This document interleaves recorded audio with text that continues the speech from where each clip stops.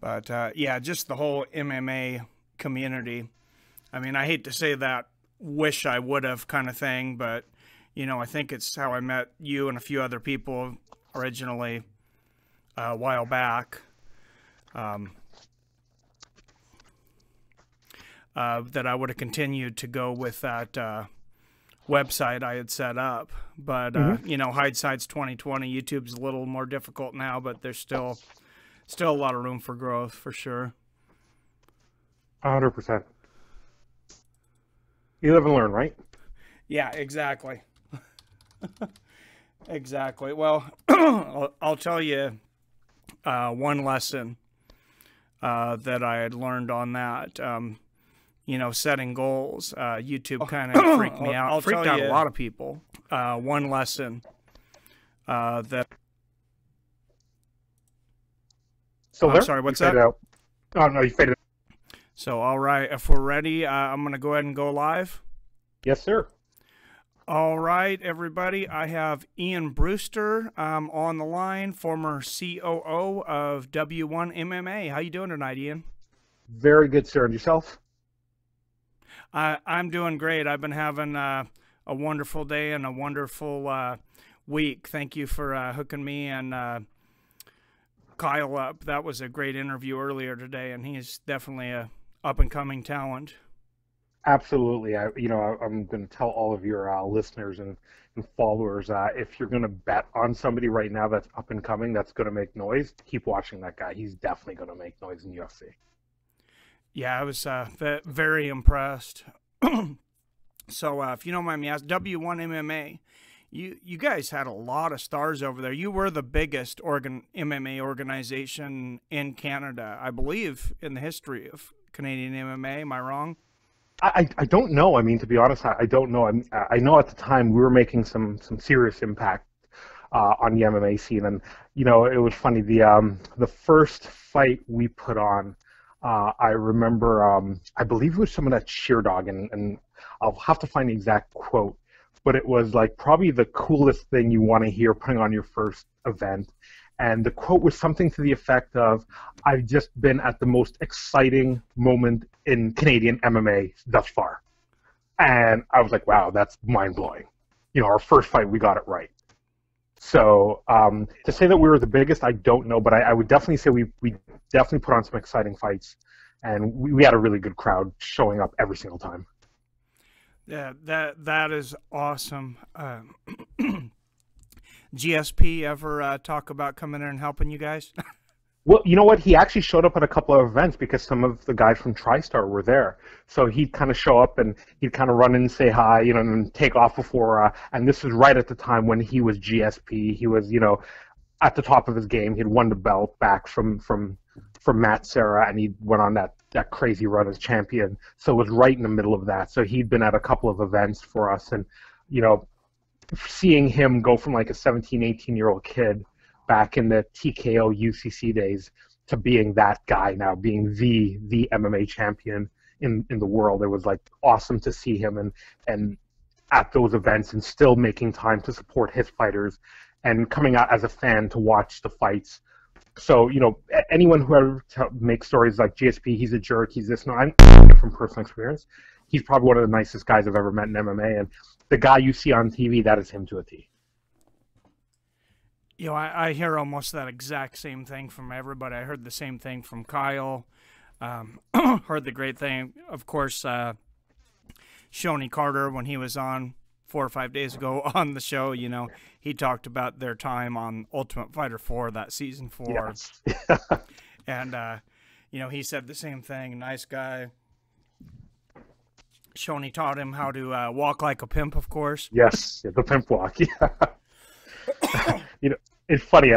We had Shoni at a couple of our events, and one of my favorite moments that happened to me personally in MMA, it was Shoni, myself, and our matchmaker, Alex Caparici, and we were Montreal. A great guy. I'm shouting out to Alex right now, like one of the nicest guys I've ever met.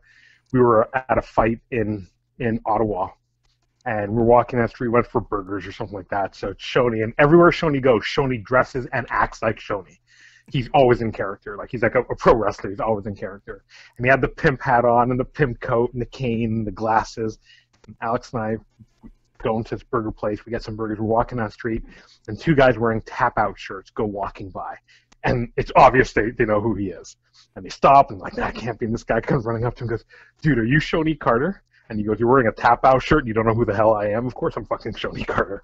And I love and Shoni Carter, always in character, but another super nice guy. Like, if you ever meet him and you talk to him, he is the nicest guy. He always makes time for his fans. Always.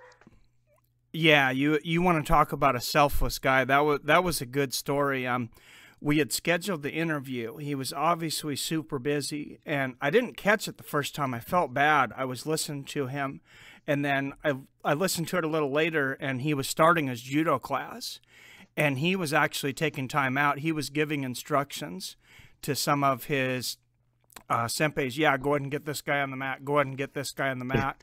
At the same time, he's given me his time to interview and be on my show. I thought that was just, that was pretty humbling. And he's, and for all the listeners out there who don't know much about him, because, I mean, he's from the old school, right? People don't realize how, and I say this respectfully, how dangerous that guy really is. I mean, like, see him as an MMA. That guy's like a decorated Marine as well, too, right? And he serves, and he is dangerous. I remember sitting in a room thinking, like, dude, if anything goes down, I'm sitting beside him, because I'm pretty sure he could take all of us out in that room. And, he doesn't talk about it much, but he's served his country, respectfully. And I give him all the credit in the world for that, man. Yeah, he did mention that. He briefly mentioned his time as a Marine. And, yeah, I definitely do as well. I can just imagine the UFC could have marketed him,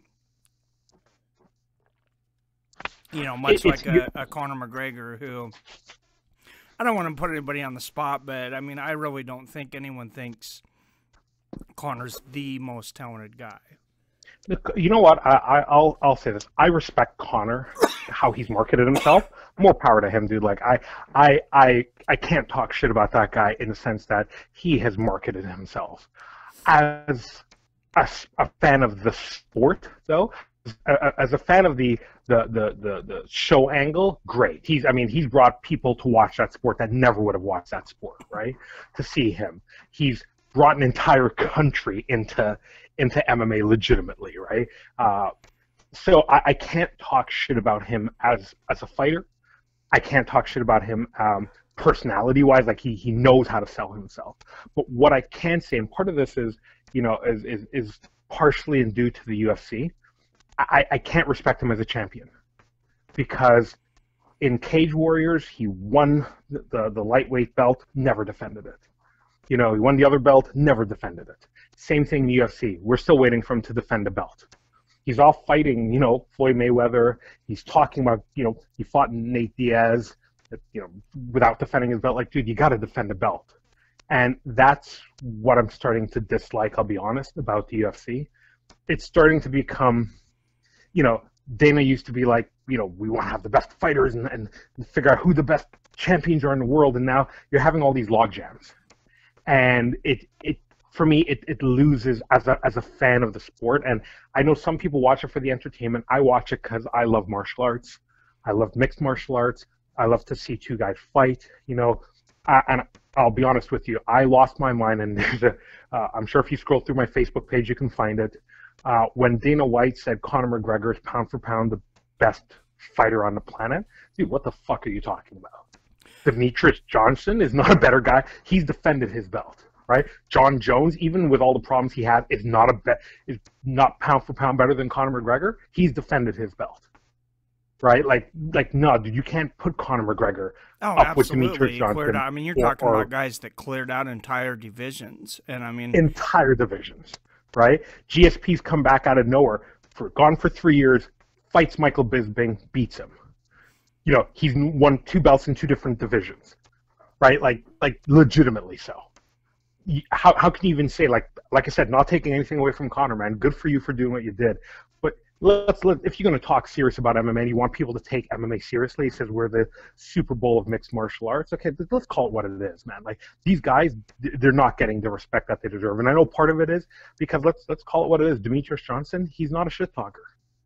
You know, he's just a guy who comes and does his job, and I think that's part of the reason why he's never been marketed the way he should have. Because hey, you know what? I mean, we all know the story with GSP and Matt Hughes, where he was basically pushed into the ring to say, "I'm not, I'm not impressed by your performance." He was not going to go in the ring and say anything. He was going to go in the ring and say, "Hey, man, I'm looking forward to fighting you." But no, they kind of pushed him, and you gotta sell the fight. So I understand a part of it is about selling the fight, but at the same time, man, to go out and say something so ridiculous that Conor McGregor is a better pound fighter than Jon Jones or Demetrius Johnson, like, dude, what cracker do you want? There's no way you can make that. No way. Sorry, that's my rant for the night. Oh no, I absolutely 100% agree, and everybody on my chat and everybody that's always in my chat in the room, we're pretty much 100% agrees all the time. We have one. We call him the Conor Nut Hugger that comes in, and I think it's a little bit of trolling, but he thinks Conor could beat anybody, but I don't think he beats Tony Ferguson. I definitely don't think he beats Khabib. I am think highly Khabib will entertained by the destroy guy. him. I enjoy listening to him speak. I think he's an awesome entertainer. I'd love to see him fight Nate Diaz a third time. Yeah. Just give up the belt. Yeah. I mean, the fight, it's never going to happen, but the fight I would want to see, just for the shit talk alone, completely two different weight divisions. They would never fight. One guy's too old and he's too damaged, but I'd love to see him and Chael Sonnen just to talk the shit talking leading up to that fight. I don't care how the fight goes down, just the one-liners and the sound bites you would get between Chael Sonnen and Conor McGregor leading to a fight. That'd be worth the price of admission alone. It's never going to happen. Two men from two different eras, two different weight divisions, but I give Conor McGregor his due. He talked his way into that Floyd Mayweather fight. Good for you, buddy. Earn your cheddar and go, right? Get as much money as you can and retire. Do what you got to do. But he got $100 million. Yeah. But in essence, though, that damages the sport because now what can you pay Conor McGregor to fight in the UFC? Yeah, you got to be paying that guy at least $20 million. I thought it was a huge mistake by Dana to make that fight, to make that boxing fight. I mean, he legally had him bound to a contract. He could have stopped him that fight, but he chose not to. They chose to take the quick payday, and I think they're going to be paying for it for years. Yep. And I'm sure you recently heard about supposedly this fight with what's his name, Floyd Mayweather, coming in and fighting CM Punk supposedly. Right? Oh, I seen that. That is so horrible. I really hope that doesn't happen. I think that would be detrimental to MMA. I think it would be a complete sideshow. Well, I'm gonna quasi quote somebody here. So I have a good friend of mine. I'm gonna make a shameless shout out to a friend of mine named Scott Grant, living out in Durham, in Ontario, and he's a big MMA fan, and he loves the Diaz brothers, Nick and Nate. Right? I'm not as big a fan as him of them as he is, but I do like them, right? And I respect what they brought to sport because these guys are animals, right? And Nate Diaz, I remember when they brought in CM Punk, and he was going to be on the co-main event or main event, and Nate Diaz lost his mind. There's a great interview where, the Diaz brothers are not the most articulate people when they're speaking, but he was very articulate, and he made some points that I'm like, dude, that you're saying this, that's so on point. He's like, listen, when we go to like, we have a fight and there's like some famous football star or basketball star, Kobe Bryant, LeBron James, are in the audience, right? They always bring them in the ring and they take pictures with us and blah, blah, blah, blah, blah. When we're at one of their events, you think we get called into the ring? You think we get called onto the gridiron to take a picture with any football player or any basketball player, Kobe Bryant or whoever, LeBron James or whoever it might be, right? It just doesn't happen. Why? Because we're still not seen as real athletes. And you bring in a guy like CM Punk, into this. And yeah, he's did a bit of kickboxing, whatever, but you put him into a main event, he's an amateur. He hasn't fought amateur fights. Even Brock Lesnar had a couple of amateur fights before they tossed him into the UFC. And you're putting CM Punk on the main event and to fight a guy who's a professional, in the words of Nate Diaz, that makes us all amateurs then. Anytime an amateur can come and get professional payday, and we have to work our way up to it, then that makes us all amateurs. He's like, as much as I'd love to go play in the NBA, there's no way they're going to give me a shot on the Clippers. You're right. And this type of, it's almost starting to feel like a warped version of the Pride days where they had the freak fights just for the sake of making money. And I think this is what happens when you let a talent agency take over the UFC. Yeah, couldn't have said it better myself. I mean, you look at... And I'm sorry I lied. That was rant number 2. I think you look at things like, I mean, look at the biggest, I think the biggest sports star the world's ever seen, Michael Jordan. Yeah. I mean, yeah, he could play baseball, but when he went out there, I mean, did they have him start him for the Yankees? Yeah. No, he's playing single A, double A, triple A, and of course people were going to see him and stuff. Yep. But, I mean, and if he would have went out there and said, I'm Michael Jordan, you're going to let me start or whatever, I mean, he probably could have pushed it through. Yeah. But, yeah, to bring, and that I think is a lot more comparable. At least he had played baseball. Yeah, you got a guy that's a fake wrestler, and yeah, that's just completely ridiculous. I mean, I was more, I'm saying this 100% truthfully, I was more embarrassed watching that fight than I was watching the Randy Couture-James Toney fight. Like, that's how embarrassed I was. Like, dude, you don't deserve to be out there. And again, God bless you for getting in the ring, because that's not an easy thing to do. Everyone's, oh, I'd fight this guy, I'd fight that guy. Everyone thinks it's easy getting in the ring. It's not. Getting your head kicked in is not an easy thing to do. And in the words of, I'm going to quote George St. Pierre, and I love this quote, and he's going to kill me for messing it up, but he's like, I don't respect the guy who gets in the ring and fights. I respect the guy who gets in the ring, sees what it really is like, gets kicked in the head, punched in the head. I want to fight you over. It's like, I'd love to do this again next week. I'm ready for another fight. That's the guy I respect, right? So I respect CM Punk for getting in there and seeing what it's like and saying, yeah, I still want to go back. But at the end of the day, like, dude, you don't deserve that spotlight just yet. You got to work your way up to it. No, absolutely not. Absolutely not. Can we get into W-1 MMA a little bit for some of the people that aren't as familiar with it? You guys signed a lot of big names. Yeah. We did. You had Carla, of course. You had Shoni Carter. You had Carlos Newton. Carvalho. We had, quite a few guys. Stretching my memory back, yeah, we had a lot of good guys, and part of that was our matchmaker Alex Capricci, Jack Bateman, who was the CEO. I mean, they had this vision of putting on like quality fights, like, you know, bringing like the best up and coming talent, but also bringing in some guys who were you know, world class fighters that people knew, some names to bring in. You know, you bring in that one or two big name guys to draw the crowd, but while they're there, they're seeing the up and comers as well too. I mean, we had Mark Host, who's like an amazing guy. He's like the nicest guy in the world, and he was in a fight with Mark Gramo, which was one of the most entertaining fights I've ever seen. And Mark the Hammer Gramo is a great fight, and Mark Host, and that was like such an awesome fight. That was our co-main event on the first fight, I believe. And it was just a great fight, but, you know, we brought in some really, really good guys, and, you know, Alex was really big on knowing who to put with who that would make an exciting fight. And at the end of the day, he just wanted to make exciting fights for the fans. You know, you wanted people to, I remember him saying that his ultimate goal was he wanted to try and have a card with, regardless of how big the names were or how small the names were, he wanted each fight to be as exciting as Stephan Bonner and Forrest Griffin won in the Ultimate Fighter season finals. That was always kind of his benchmark. I wanted a fight that the fans are going to be on their feet standing, and after the fight they're going to be, wait, there's more? We still got more fights coming? Oh my God, this is great. That was just the second fight. Holy cow, we still got like a lineup of 10 more fights to go. That was kind of our attitude with W1, and we also really wanted to, myself especially, dude, fighters, man, it's not an easy job. And let's be honest, the pay's not that great, right? You're doing it because you like it. You're doing it because one day you're hoping to be a star. So we always wanted to make sure the fighters were treated well, paid on time. We didn't want to jerk anyone around. We didn't want to screw fighters their pay.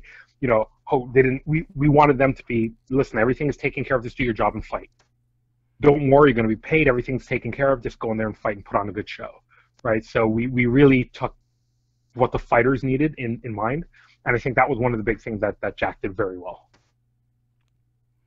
Well, I mean, that's, number one to me. I mean, I've been an MMA fan since, I was renting the old Thai boxing matches before UFC even came out. But for years, the biggest thing to me has always been fighter pay and fighter safety. And yeah, like you talked about, fighters don't make a whole lot. Somebody was asking me, because I had some judo and amateur boxing background, and they said, what would you do? And the first thing when you go in the UFC, and I said, not fight anyone, because there's not enough money in it. There's a few guys making money. I said, I'm almost 40. I'm 39. When I was 25, 30, I said my testosterone would have gotten the better of me, and I'd said in the past, I wish this had been around 10 years earlier. Right now, I'm really glad it wasn't around 10 years earlier, because, yeah, for that amount of money, I respect those guys for getting in the cage, and I hope we do a better job of protecting them in a lot of ways and paying them for sure. But yeah, I would not get in that cage for that amount of money whatsoever. And it's sad to see what's happened to some of the fighters that I was such a fan of as a kid, and like, what do you mean? That guy didn't have money? What happened, right? Like, I thought he was making millions of dollars, and you get a bit older and realize like, no, they weren't. They're doing that really because they love the sport, right? I'm sure, and maybe I'm wrong about this. So, I believe it was Mark Coleman. He was selling some of his Pride trophies on eBay at one point. I thought he was.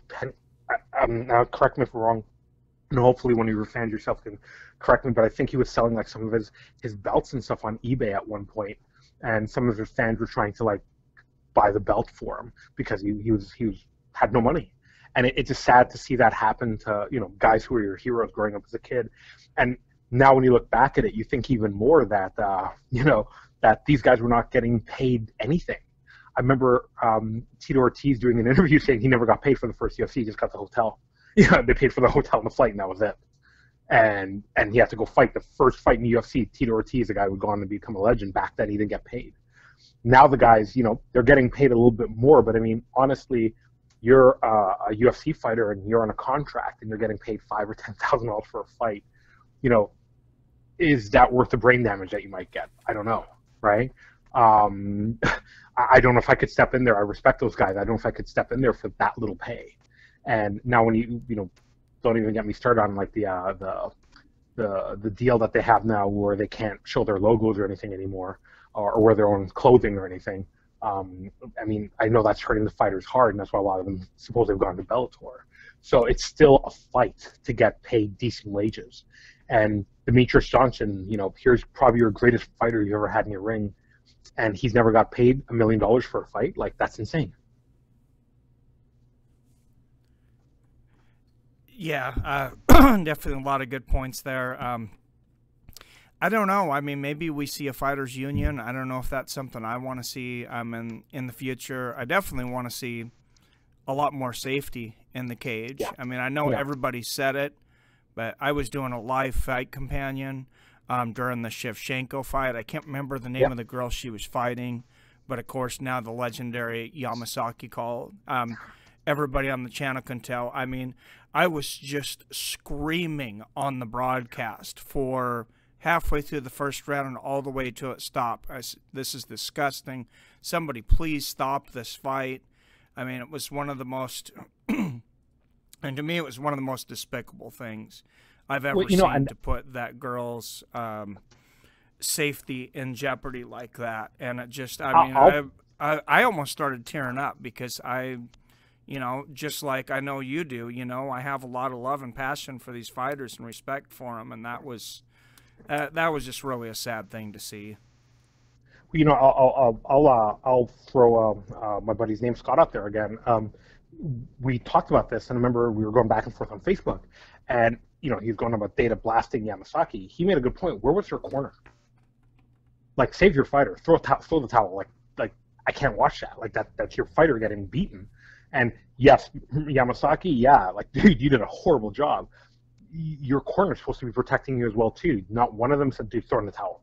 Like this is bad, right? So what type of corner do you have if they're not, fighter safety and protection? So, but yeah, you're right. Like there is still some bad parts of the sport that need to be addressed, and we've come a long way, but we still have to go a little further. Yeah, absolutely. I remember saying that too, thinking that the corner should have thrown the towel in. I mean, these guys and women, I mean, they're warriors. They're not going to tap out the strikes, a lot of them. They're not. It's not their job to end the fight. It's not their job to save themselves. That's the referee and the corner's job. And I guess that's my rant, and that's been my rant about since that's ever happened. That's one of the most upsetting things in my mind that I've seen in a long time in MMA. Yeah. 100%. So I guess I'll move on to the next subject from that. But what do you think on the same subject of fighter safety? What do you think about the issues with weight cutting? It seems like there's been a lot more issues, especially in the last year. Michael Johnson, of course, passing out in the elevator. A lot more issues with weight cuts and people's kidneys shutting down. I mean, Khabib having his own issues, and a lot of other guys. Do you think that they switched to something like a 1FC system? Fight at your natural weight, right? That's one, and people have been throwing that around for a while.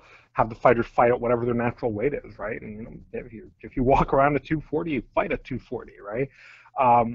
That's one element to it. But then on the other side of it too, I always wonder, like, things like boxing, where they do weight cuts as well. And I've been removed from the deep boxing for a while now, but are those things happening in boxing as well too? Is there something we can learn from like the other combat sports where they do have to do weight cuts, boxing and wrestling and kickboxing and stuff? Is there something we can learn from those sports? Because I don't hear like a Floyd Mayweather passing out, from a weight cut. I'm just using him as an example, but I don't hear this issue in boxing. So I wonder if it's something specifically to the UFC, and because I don't generally hear that in MMA, like in England or anything like that. And I'm not saying it doesn't happen. I just haven't heard that. So is it something that's just subject to the UFC right now? Or is it something wider in combat sports? Because as I said, I haven't heard that in boxing or kickboxing, at least not to the degree that it's been happening in the last year or two. So maybe it's something to do with the UFC and the procedures, the safety procedures that they have. Not slamming the UFC, but maybe it's something on that side. But I don't know if there's something else going on in combat sports in general about bad weight cutting. Yeah, I agree with you. I've been getting back into boxing because of my podcast. There's some people that are wanting to get into it, and I used to be a huge boxing fan, but I haven't heard it either.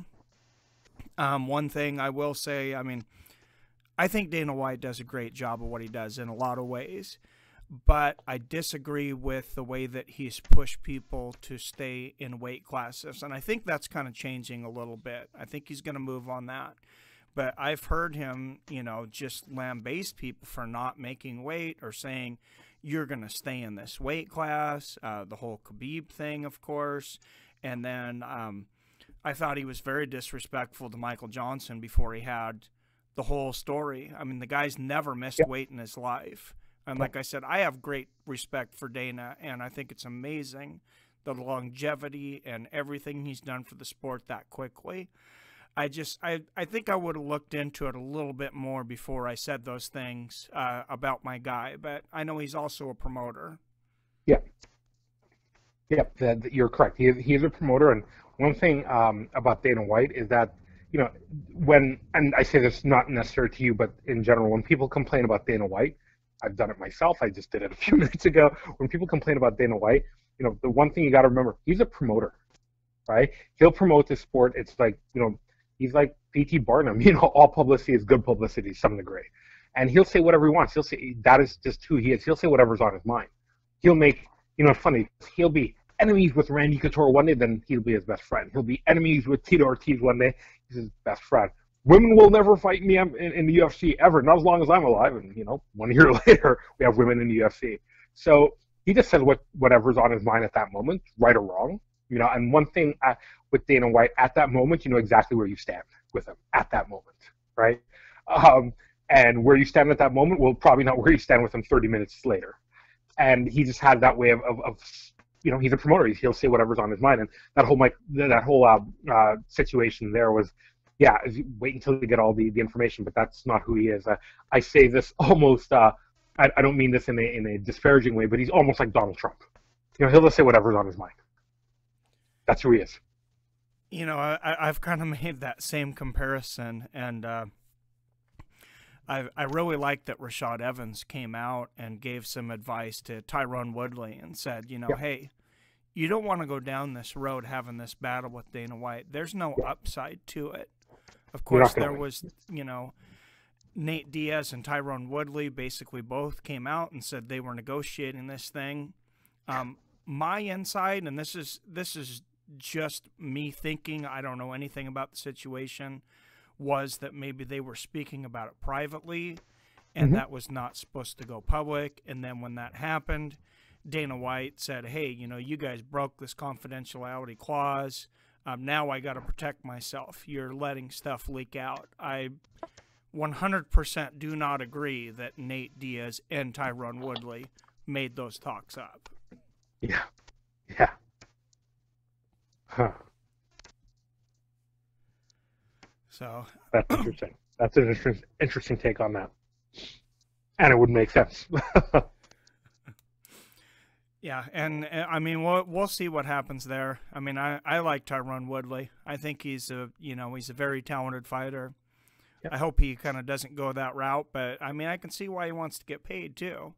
I mean, we've seen guys that have carried the sport and done everything that they need to do, and then, like we've said, a Conor McGregor goes out there and says a few entertaining things, and all of a sudden you're throwing wheelbarrows full of money for him, and Mark Coleman's maybe selling his championship belt online. Yeah. So those are the things that they make me sad. I love the sport though,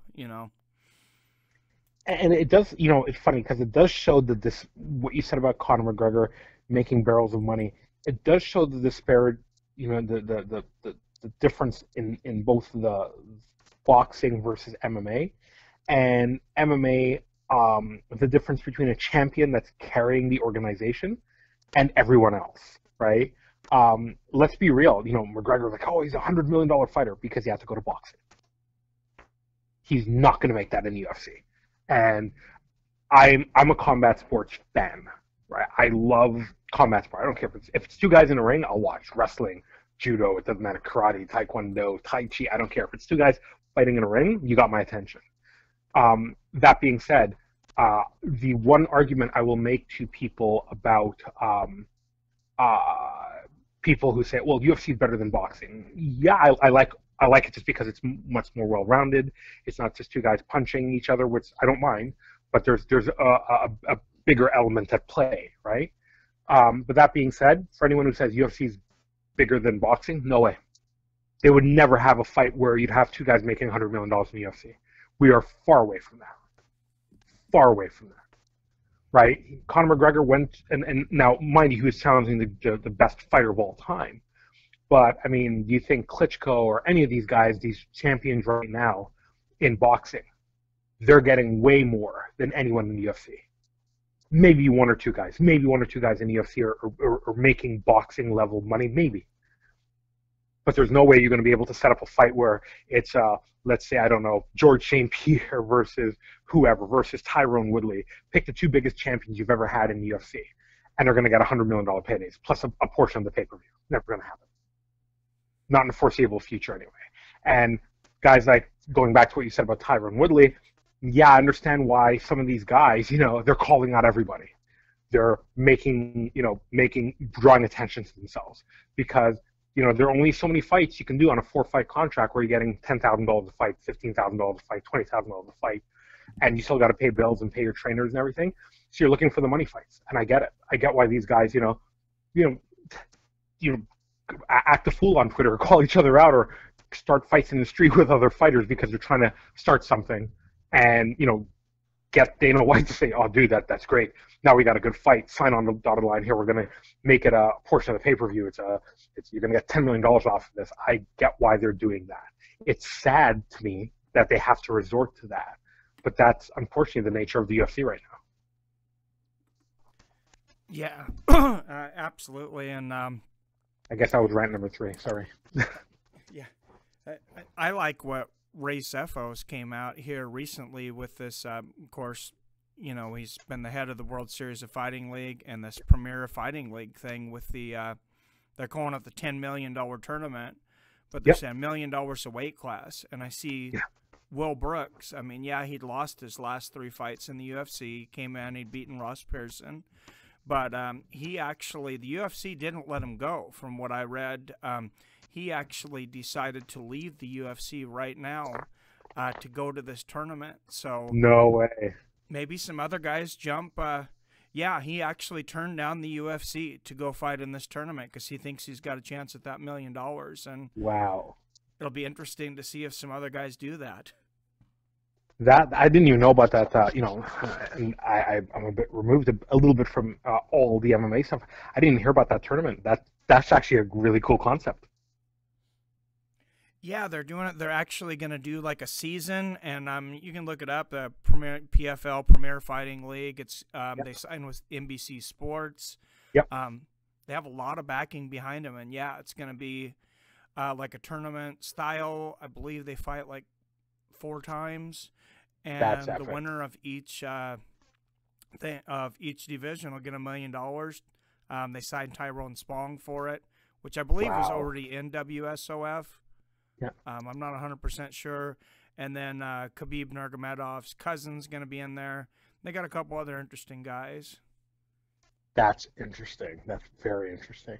See, I like stuff like that. And, you and I are 2 old foots, so I miss the old days of Prides and the tournaments. I miss those. I miss the Grand Prix tournaments, the any weight, jump in, whoever wins the Grand Prix. I miss those days, right? And for me, when I think of MMA at its best, I always go back to Pride. Despite all the stuff with the Japanese mob and everybody else, there's something really pure about it.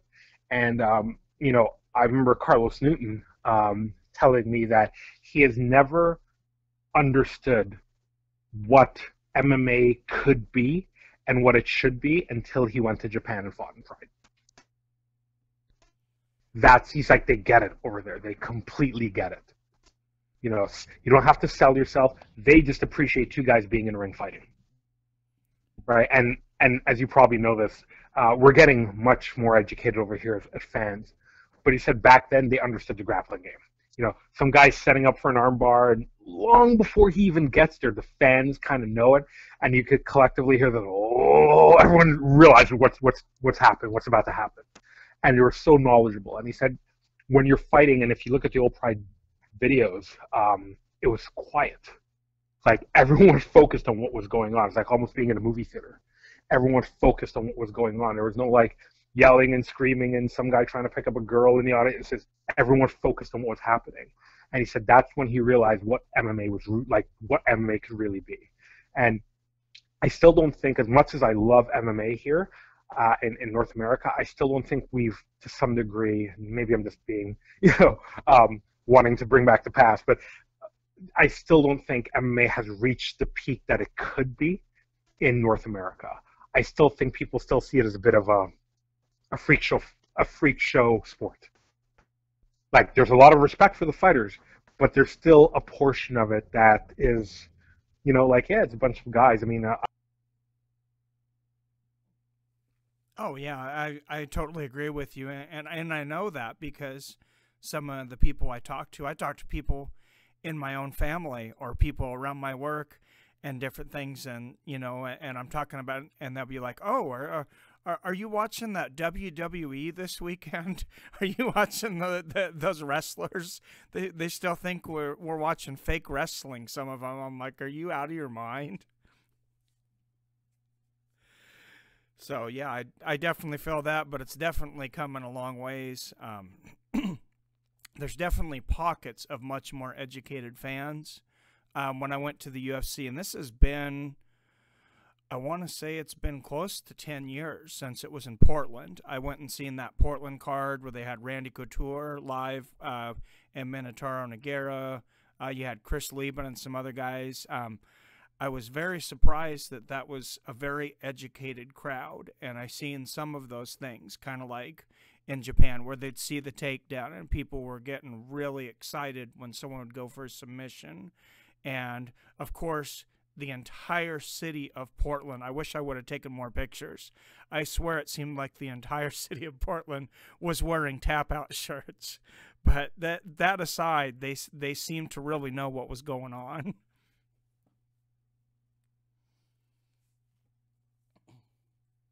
So I just wish the whole country was like that.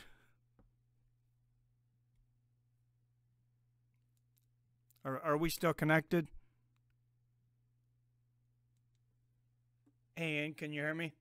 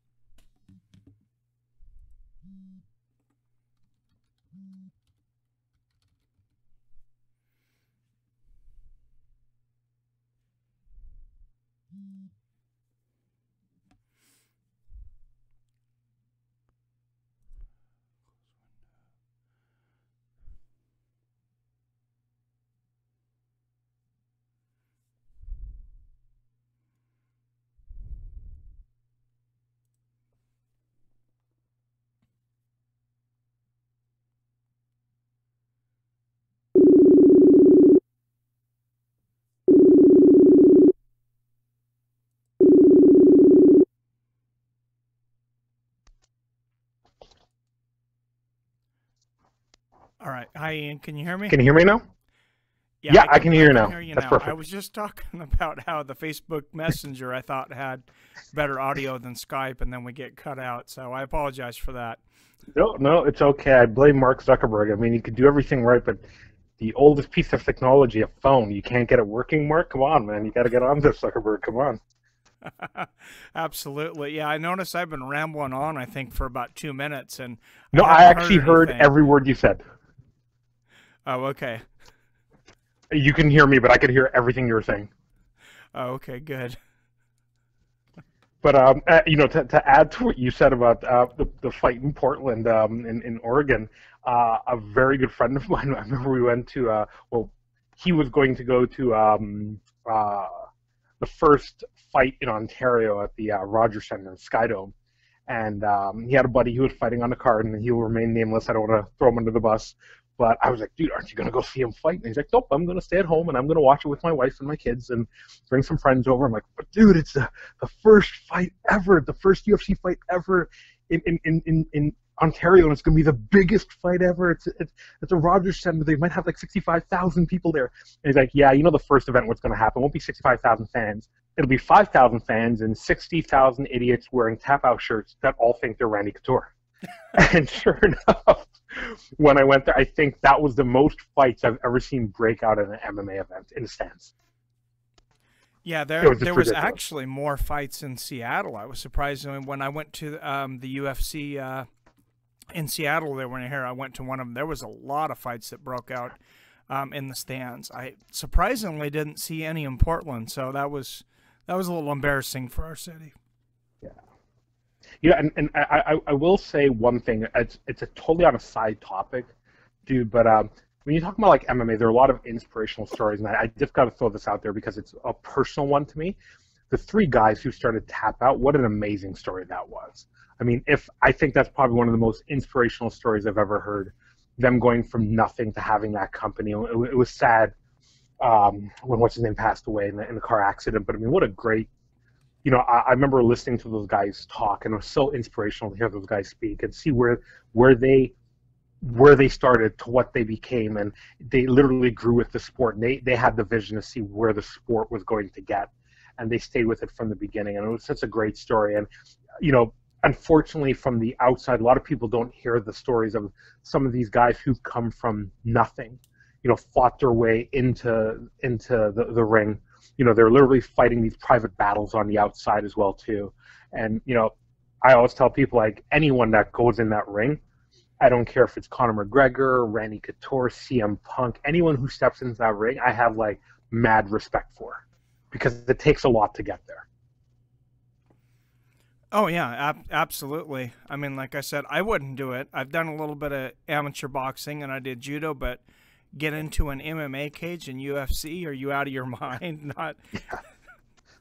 Yeah. It would take a lot of money. Yeah. Yep. I was watching the Daniel Cormier fight with what's his name, when he lost and he was crying in the ring, and Jon Jones. And I remember I was at a bar and all these guys were laughing at Cormier when he was crying in the ring. And honestly, my heart was broken for that guy. Not because he was crying in the ring, looking at all these people and them not understanding what he had to go through to get there.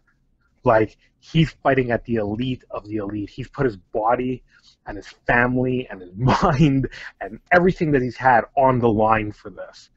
He's put everything, and he really believes he could win, and he lost.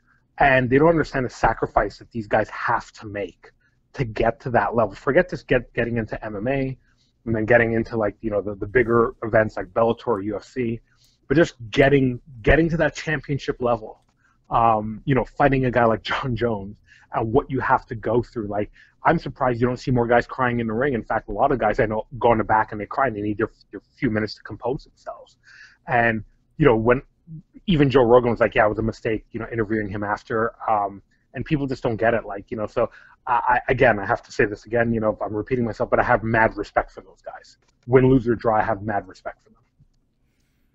Oh, and ladies absolutely. As well, too. And I gotta say, I'm really happy at seeing Stipe Miocic and DC getting their due. They're going to get that Ultimate Fighter, because they're my two favorite fighters, because they're just such stand-up guys. I mean, DC couldn't be a nicer family guy. Same thing with Stipe, firefighter. I mean, that's the story I'd much rather see than the guy that's, trash talking or whatever. Like I said, I respect all those guys, but I'm really happy that everybody's going to get to see that side of it. And I hope, as the Ultimate Fighter has kind of been accused of in the past, that they don't try to create too much drama on that. And let's see some positivity and show everybody, what great, outstanding citizens these guys are. Yeah. Yeah, 100%. 100%.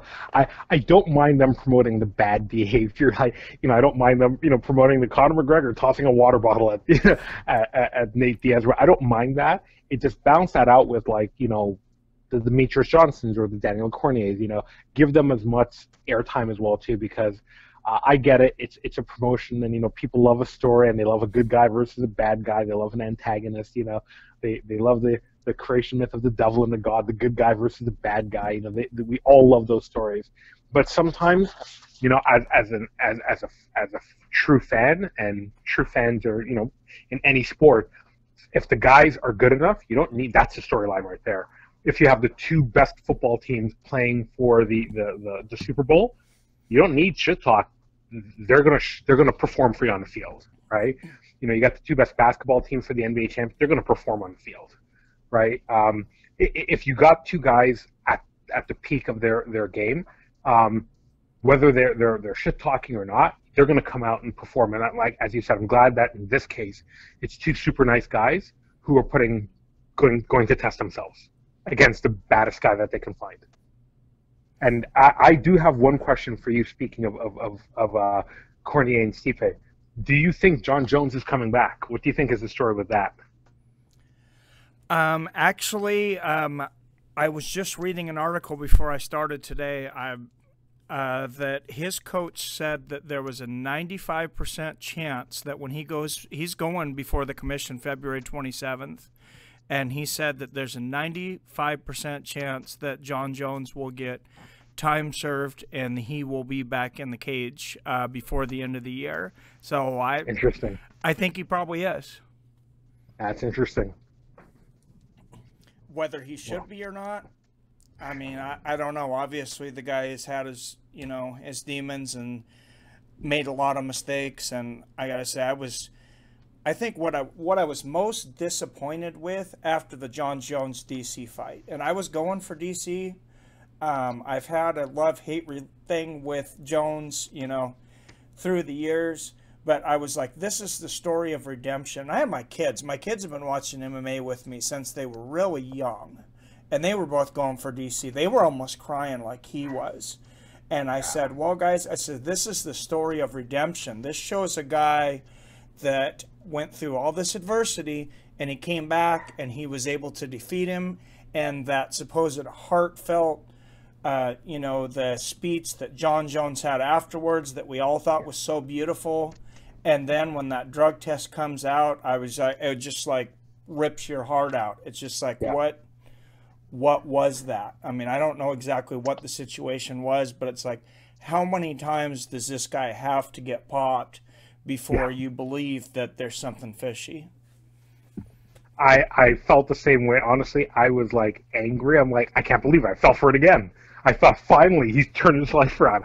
He was saying everything right in the ring about Daniel Cormier. Go over there, gave him a hug and kissed him, and like, okay, I'm a Jon Jones fan, man. Dude, you're the baddest man on the planet, and you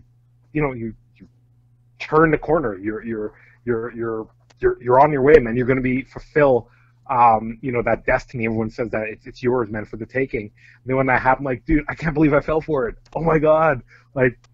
You're doing this again? Like, what's the matter with you? You have everything. What are you doing? So, hopefully, if the tests come out wrong and whatever, and there's a logical reason for it, and he comes back, great. But I'm sure, like yourself and me and everybody else, they're going to be like highly suspicious every time he gets in that ring. When's he gonna pop positive again? Yeah, absolutely. Yeah. Absolutely. Well, I think I'm getting towards an end, and I know it's a lot later over there in Canada. We're going to wrap this up. Is there anything you want to say to MMA fans, or anything you want to throw out there? Yeah, you know what? I want to put this out there to like all the MMA fans out there.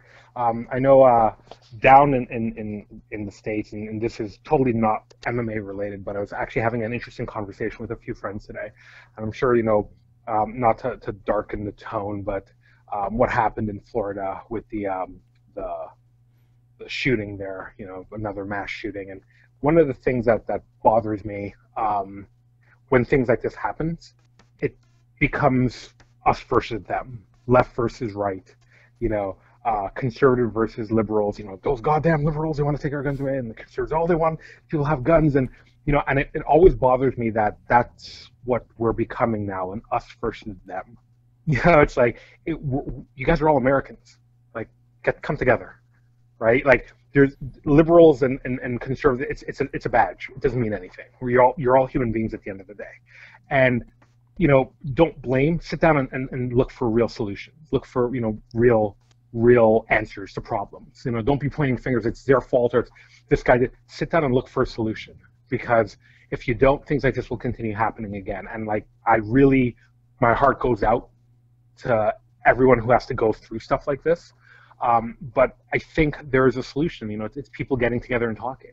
And one of my favorite human beings on the planet, Stephen Hawking, is famous for saying, like, all of the things that mankind has ever achieved have come through our ability to communicate. And we can solve any problem, and we can reach any height if we just keep talking to each other. Don't give up on communication. Don't give up on talking. Have the conversation, right?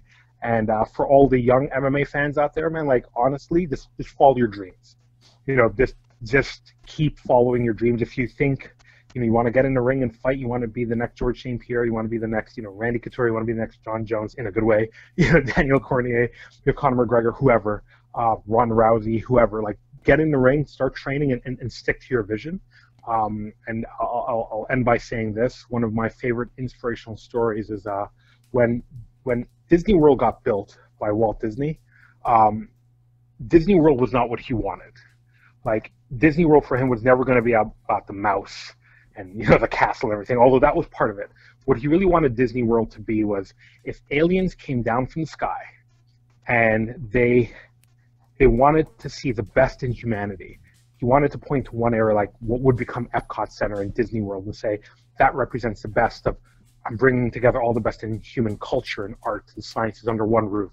You want to see the best of humanity? I've brought the best of humanity from Africa, Asia, and everything, brought it together in one roof. You could see it all in one day. That's what we wanted Epcot Center to be, like the center of everything, right? And you'll see where I'm going with this in a second. So he never lived to see Epcot Center built, right? And years later, when it was finished, I believe it was his nephew Roy Disney, he's giving a private tour, and a reporter says, it kind of sucks that your uncle didn't live long enough to see this. Right, and he goes, are you kidding me? Then you don't get it. What? Because he saw this first 40 years ago, we're seeing it now. 40 years ago, people saw swamp in Florida, but he had the vision to see something bigger and something greater. And his vision was so powerful that long after he was dead and gone, people were still working on that vision. And for anyone who wants to get into MMA, who wants to get into, get to the UFC, don't let people tell you that you can't do it. Don't let people, pull that dream away from you. Your vision's got to be super strong. And if you believe in it, forget whether your friends believe in it, your parents believe in it, your teachers believe in it, your coaches believe in it. You have to believe in it more than anybody else. If you believe in it more than everybody else, you can find a way to make it happen. But your vision's got to be strong. Stick to that vision and fight for it every single day. You got to be working at it every single day. And if you do, one day we're going to be talking about you on the broadcast. Well, wow, that is some incredible words of wisdom. I mean, I've heard a lot from you over the years on Facebook and different things, and I know you have a tremendous heart and such an intelligent guy, and I know everything from you is so spoken from the heart.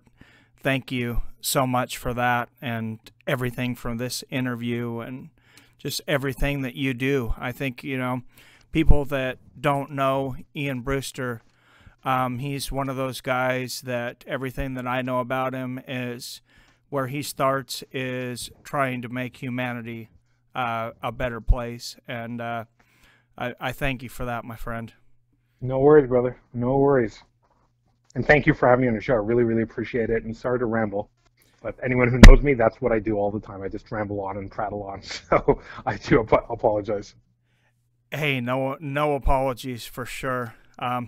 It was great. Thank you very much. I'll let you get some sleep. I know it's later there, but thank you very much for the interview, and hope we talk again soon. Absolutely, brother. Bye.